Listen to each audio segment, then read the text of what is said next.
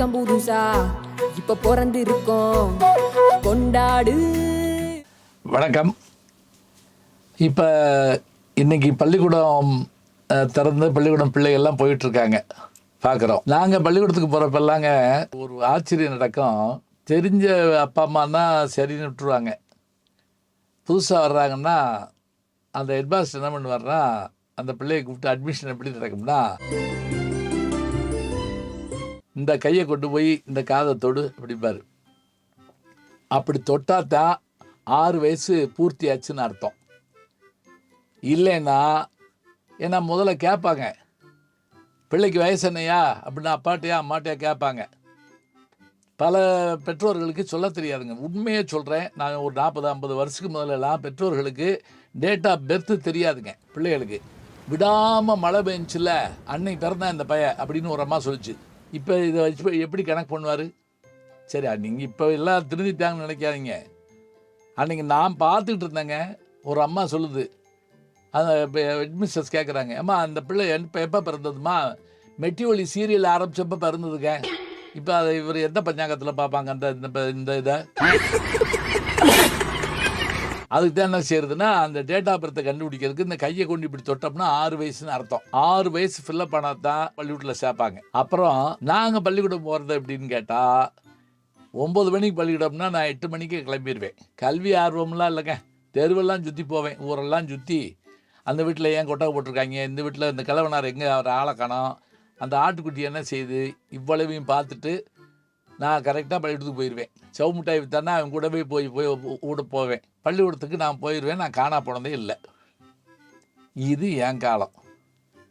இன்னைக்கு பள்ளிக்கூடம் போகிற அந்த அழகு இருக்கே, பல வீடுகளில் காலையில் 6:30 மணிக்கு பார்த்தீங்கன்னா ஒரு பெரிய ரணகலம் ஏற்படுற மாதிரி இருக்குது. ரத்த பூமி வாங்கி பாருங்க. அந்த மாதிரி அலாரம் அடித்து முடித்தோடனே அலறி அடித்து எல்லோரும் ஓடுறாங்க. நான் சென்னையில் தங்கியிருந்தப்போ பார்த்தேன். ஒரு 10 வருஷத்துக்கு முதல்ல ஒரு வீட்டில் எல்லோரும் கம்பெடுத்துட்டு ஓடினாங்க. நான் பாம்பு தான் அடிக்கிறாங்கன்னு நினச்சேன். ஒரு எல்கேஜி பிள்ளைய, எல்கேஜி ப்ரிகேஜி யூகேஜி நீங்கள் என்ன கேஜினாலும் வைங்க, அவன் தூக்கிட்டு போன புத்தகத்தோட வெயிட் மாத்திரம் 40 கேஜி இருக்கும். அவனே 13 கேஜி தான். எல்லாரும் கம்பெடுத்து ஓடினாங்க. என்னன்னு பார்த்தா ஒரு பிள்ளைய பள்ளிக்கூடத்துக்கு அனுப்புறதுக்காக எழுப்பி குளிக்க வச்சு ஒரு அம்மா பவுடர் போடுது, ஒரு அம்மா இட்லி வச்சு வாயில் லங்குன்னு குத்துது, முழுங்கு. ஆட்டோ வந்துருச்சு, வேன் வந்துருச்சு. இதில் ஒரு அம்மா அப்படியே சாப்பாடு தொட்டோட ஓடி போய் அந்த இட்லி ஆட்டோக்காரனுக்கு கொடுத்துருச்சு. சாப்பிட்டு போகிறான். அவர் நம்மால் தானே. இப்போ பிள்ளையை ஏற்றி விட்டு அதில் 60 நோட்டு 70 புஸ்தகம் சாப்பாடு தண்ணி அடிஸ்கேல் பேனா பென்சில் ரப்பர் செவ்வாய்க்கிறதுக்கு போகிறன்னு கூட இப்படி கொடுக்க மாட்டாங்க. இவ்வளவு கொடுத்து நீ டாக்டர் ஆகணும், நீ என்ஜினியர் ஆகணும், நீ கலெக்டர் ஆகணும், நீ வக்கீல் ஆகணும். அவன் போகிற போக்கில் நான் ஒன்றுமே ஆக மாட்டேன் பார்த்துக்கோ அப்படின்னு போகிறான். இப்படி தான் பள்ளிக்கூடம் போகிறாங்க. போய் அவங்க போயிட்டு திரும்பி வர்றப்ப இன்றைக்கி என்ன சட்டம்? அம்மா அடிக்கக்கூடாது, அப்பா அடிக்கக்கூடாது, வாத்தியார் அடிக்கக்கூடாது, வேற யாரும் அடிக்கக்கூடாது, பிள்ளைகளை பேசக்கூடாது, திட்டக்கூடாது, எல்லாம் சொல்லி வச்சு வர்றாங்க.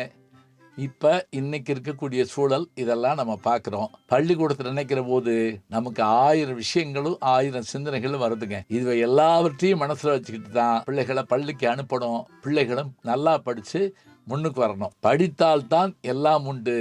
படித்தால் மட்டும் போதுமானு கேட்கக்கூடாது, அதுக்கு மேலேயும் படிக்கணும். நல்ல செய்திகளை நாளும் சிந்திப்போம். நாளை சந்திப்போம்.